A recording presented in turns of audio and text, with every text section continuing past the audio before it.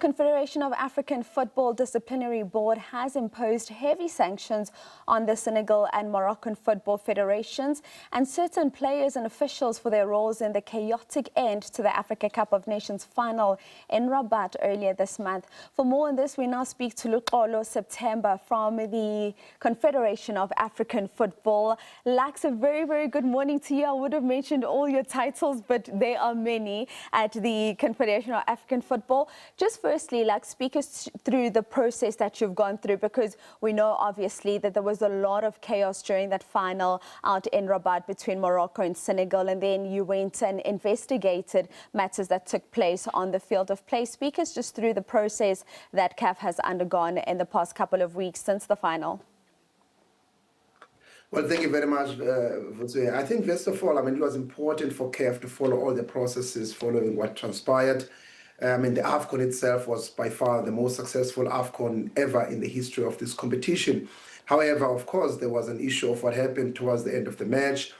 And the president of CAF, Dr. Patrice Motsepe, made it very clear that we must ensure that those who are responsible for what happened are held liable for this. However, there has to be a process which is fair, which must follow a certain procedure, and of course must be fair to all parties. As you will remember, that Morocco and both Senegalese Football Federation were charged, including some officials and players. And last night, the Disciplinary Committee, having, of course, investigated the matter and also conducted a hearing whereby all the parties were involved and given a fair share of hearing, they took a decision yesterday. And I think, of course, you've seen the sanctions, which are a very clear message that such acts are unacceptable, and there is no room for this in African football. And Lux, I understand that it was a final that the world's eyes were all on Africa and in Rabat in Morocco at the time.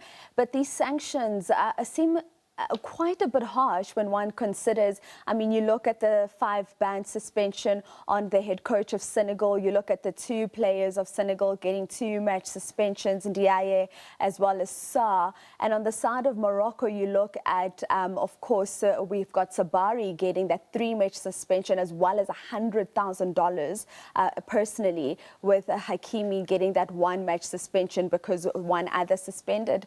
How are these suspensions, from your vantage point, going to affect the preparations of these 2 nations going into the 2026 World Cup?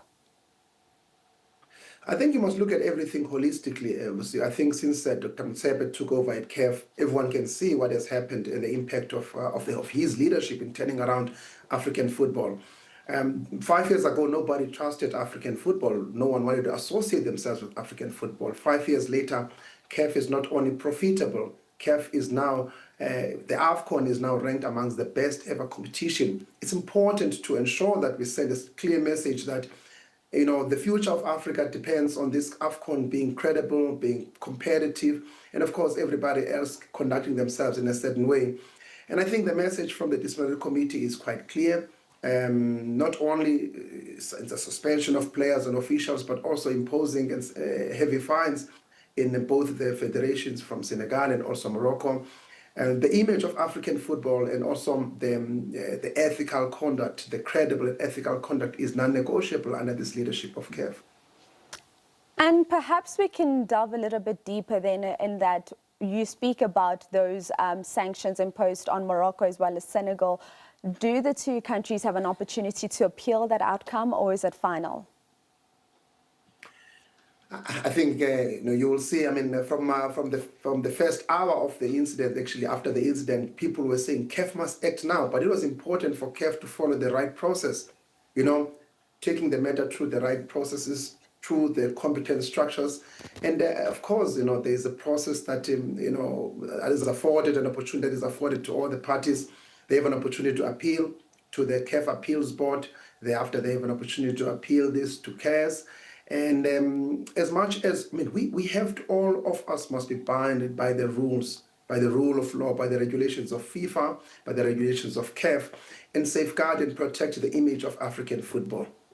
All right, that is Luxolo Septermber, of course, joining us from the Confederation of African Football. Lux, thank you so much for your time this morning. I know you have had a crazy couple of months preparing for the Africa Cup of Nations, and you've just been hitting the ground running. And overall, congratulations on a good tournament. We saw the numbers coming out in terms of just the investment made into the AFCON, as well as the viewership numbers. So a massive congratulations. No, thank you so much to yourselves, and also special thanks to SABC, under the leadership of Nomsa, in what you guys have done in supporting African football, in supporting the vision of our president, Dr. Motsepe, in ensuring that we actually reposition Africa, and we show the impact of leadership in shaping African institutions. And I think what is happening at CAF, the revolution that is happening there, it's something that will show the rest of the world that the Africans can do this for themselves. So thank you very much for this opportunity. All right, thank you so much. That is Luxolo Septermber from the Confederation of African Football.